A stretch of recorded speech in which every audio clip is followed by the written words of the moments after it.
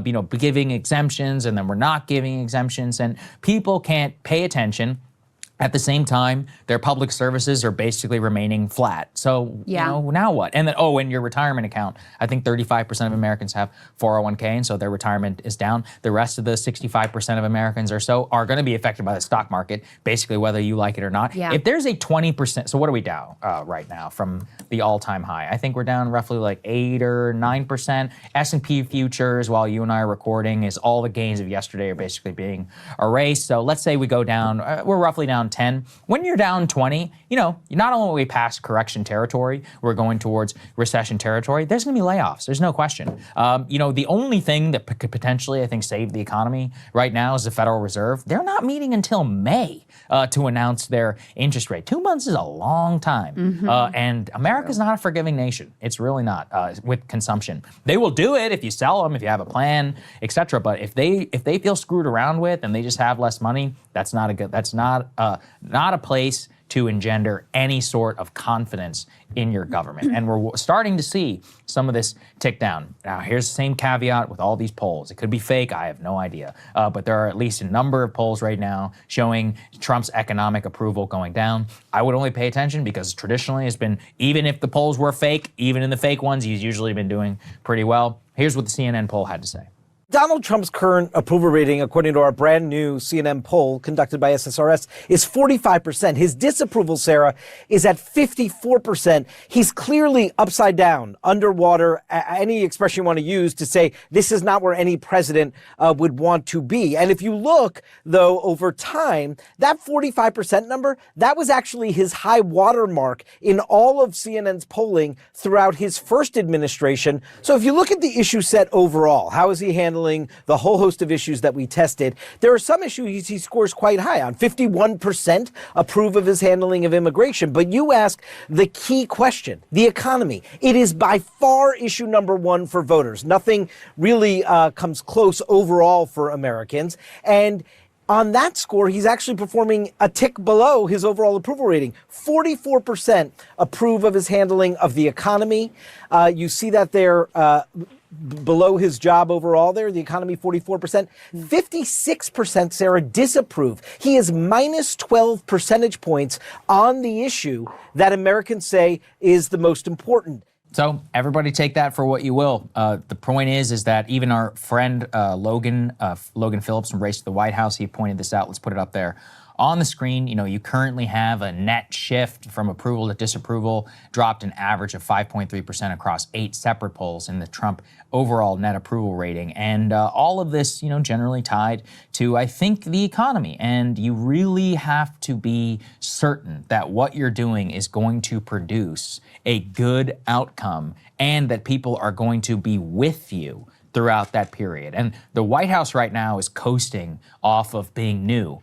We see this in Caroline Leavitt's comments. Actually, that's what she told me, right? Whenever I asked about the stock market. But somebody over there actually asked a great question. So how much longer are you going to blame Biden? Here's what she had to say.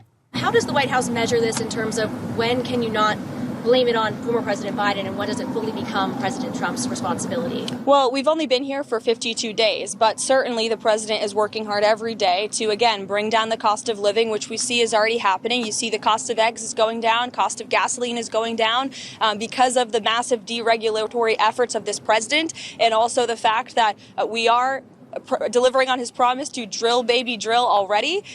You saw this past weekend, the National Economic Advisory put out a report that because of the regulations we've already slashed in just 52 days, we've saved American taxpayers $180 billion. That comes out to about $2,000 per American household. That's in 52 days. So the president is working diligently, and he's working hard on this every single day. And we need Congress to also help. We need Congress to pass tax cuts, which the president campaigned on and the vast majority of the American people support.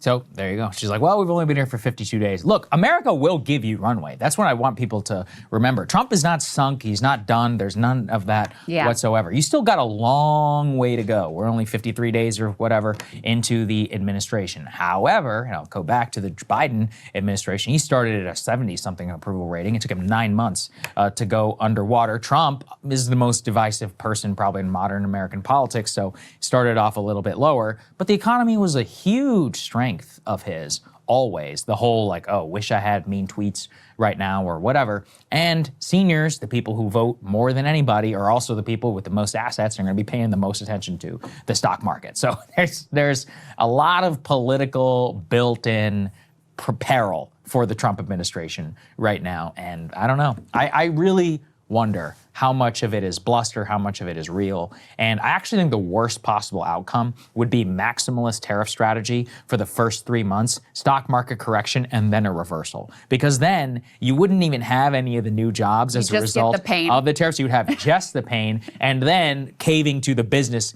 community after a couple of months, and then also the public, as I said earlier, would nuke its approval of tariffs, which, like, no, tariffs are good and necessary, but I don't know. I'm worried. I'm worried that about not only the strategy, but I could see people pulling away. If we get to 20 and 30% correction territory, I mean, nobody in America has experienced 30% or whatever in a long time. Yeah. I saw some people posting Warren Buffett's letter to America the other day. He wrote this in 2008 about why he was going to. I was like, guys, the market's only down 10%. He wrote that when the market was down 50%. So none of us have been there. I have a lot more respect for my dad now after living through this and how he white knuckled it all the way through the Great Recession. So none of us have had to live through that yet. Hopefully we don't. But that can cause all kinds of crazy political problems at that time if we get to that. No doubt about it. Yeah. And, you might be surprised to learn, but I share your concern that this is going to just completely negatively polarize people against any tariffs whatsoever. He's giving tariff policy a terrible name right now because it's done in such a chaotic, haphazard, across the board, non-targeted, no story about why we're doing this and what the benefits are, or the story changes every day, et cetera. And as you guys know, like, I supported his tariffs that he put in the first. I supported the Biden tariffs, which were paired with industrial policy, which did have positive benefits and helped to reshore some manufacturing, and were targeted at particular industries. Like, there are instances where tariffs make a lot of sense, but the way that this is going, it's a total and complete disaster. And we showed yesterday, Emily and I, the word cloud from JL Partners. They asked people, like, what is Trump's biggest mess up? And maybe you guys can throw it up in post and add it into the segment. But tariffs was number one, front and center. And then it was like tariffs misspelled different ways. And then the number two was all different sorts of things regarding Elon, Doge, federal, firing, government. So, like, all of those are really core sort of economic pieces. And for Trump to have at the core of his administration discontent, like, that really is the story of his administration right now, discontent around his economic moves, that is something that is definitely new and different ultimately from the first term. I do want to say, though, they did get some good news. Now, there's another inflation report that is set to come out maybe today or tomorrow, and we'll see what that one says as well. But we could put this up on the screen. Inflation cooled somewhat more than expected. In February, 2.8%. Core reading also eased, but looming tariffs, they say, may keep consumer prices rising. So consumer prices were up 2.8% in February from a year earlier. That's according to a Labor Department report versus a January gain of 3%. Economists polled by the Wall Street Journal had expected a 2.9% gain, so it came in a little bit better than expected. Prices excluding food and energy categories, the so-called core measure that economists watch in an effort to better capture inflation's underlying trend because food is more volatile, rose 3.1%. That was the lowest year-over-year reading since 2021, also lower than the 3.2% expected by economists. So when you heard Caroline Levitt there saying that, egg prices are down and inflation is cooling and lowest reading since 2021, whatever, this is what she is referring to.